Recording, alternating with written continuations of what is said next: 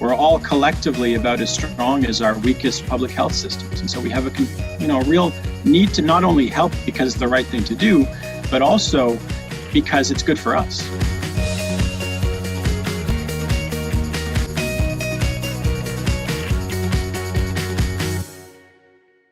Well, hello and welcome, everybody. I'm delighted to welcome Nick Moyer, who is the head of the Canadian Council for International Cooperation, with us today.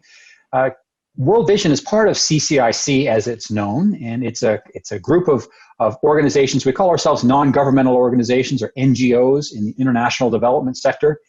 Working together and collaborating is more important than ever in times of challenge, especially in light of the pandemic. So today, Nick and I are going to talk a little bit about how organizations like ours can work together to help make a difference in the face of this real challenge.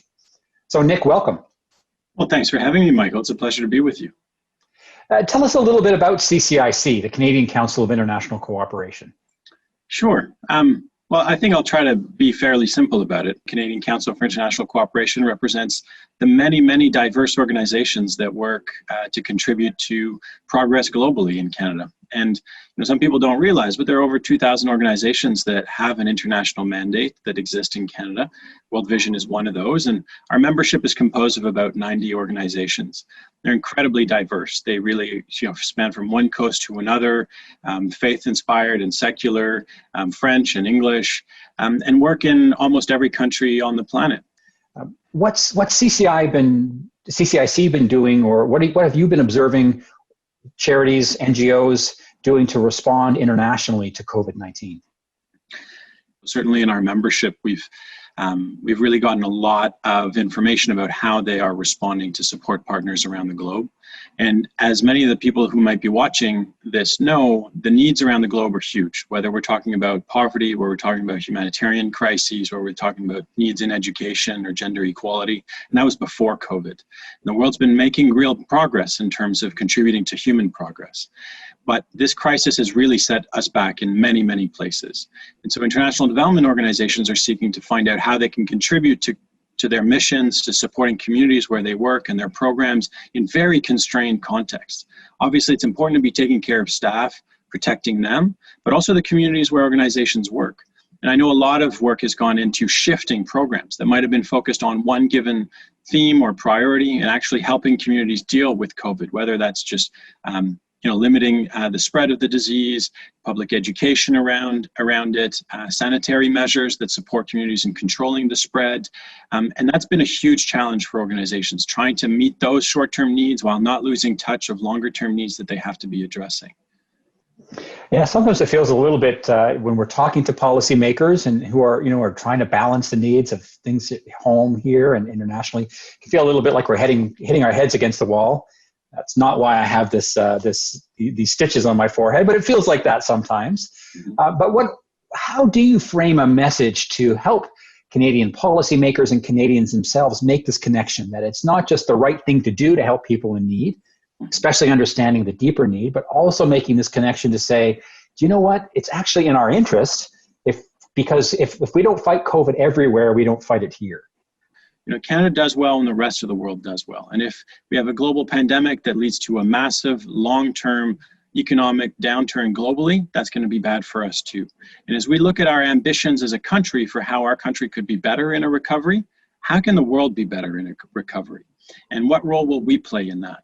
I also think it's important to hark back to other times in our history as Canadians where we really did pay huge personal prices as a country to contribute to global progress. The most obvious in the last century were the two world wars. But in those times, we spent even more in human lives and in money to contribute to change that we've benefited from still today in terms of the growth of liberal democracies and the arrival of human rights from across the globe. Things that actually have allowed us to prosper as a country.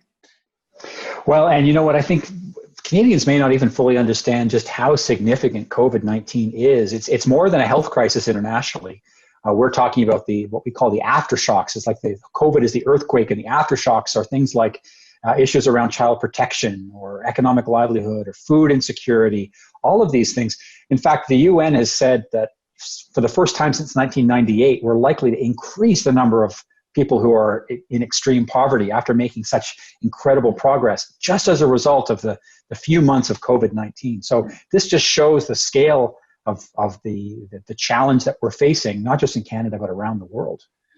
Yeah, actually, this has me really deeply worried because it's really not so much the direct impact of COVID, which of course is critical, but those side effects, those aftershocks is a good analogy. One of the ones that has me really concerned is around gender equality, because this very much is a gendered response. And I think we're seeing that, women are on the front line in Canada and elsewhere. They have been all along, but even more so in this case. And often their jobs are the ones that are most solicited. At home, they're the ones that we rely on the most to make sure that families function well. And I think really there's a very big danger here that we find ourselves falling, a few steps backwards in terms of the progress for gender equality. As you said, also true with education and so much else. And it's why, I am very concerned that we not collectively, not just in Canada, but around the globe, have the real ambition to use this moment to ensure that we can track progress forward, that countries don't fall back in among themselves, an us versus them narrative. My hope is certainly that as Canadians experience the restrictions and challenges of COVID, for some, maybe they may be experiencing food insecurity for the first time. Others may have their already precarious economic situation even more fragile. But it's a way for us to make the connection to say, these kinds of things that you're experiencing right now, children, families, and communities in the developing world experience every day. And my hope is that maybe we'll make this link and be able to sort of step into the shoes of people and others where we have a shared experience or a shared story. I think you're absolutely right. And there are many other similar examples that we can be using. We take hand washing for granted, for example, but 50% of schools around the world don't even have running water. And so there are real connections that we can be making about our daily life and what others are experiencing around the globe. I think also ahead to when, and hopefully when and if we do get a vaccine for COVID, we'll be incredibly privileged in Canada. Most likely that will be free for all Canadians. But around the globe, that won't be the case. And so how will we make that connection? If I'm entitled to a vaccine, should others not be also? And how do we make those connections? And I'm worried. I'm worried about people personally being well and hopefully able to act on the many great ambitions that they have for global progress. But my hope does lie with all those great people I work with, yourself included, and so many others that are not putting their hands down, that are very much doubling down their efforts to make a difference. Just as we close, is there anything that you'd like to, any final words you'd like to leave for people who are watching, some supporters of World Vision, others who care, maybe some are learning for the first time the scope and scale of this pandemic internationally? What messages would you like to leave? Well, thank you for that invitation. I think I would simply say that all of us can make a difference in all places that we are. We can do that close to home, and we can do so very far away. And if you're watching this, it means you care in some way about the work of World Vision and the great work that it does, or that international development can contribute to progress around the world. Just never despair, no matter how difficult this present context is today. The only way out is together, and yours is an important part of that.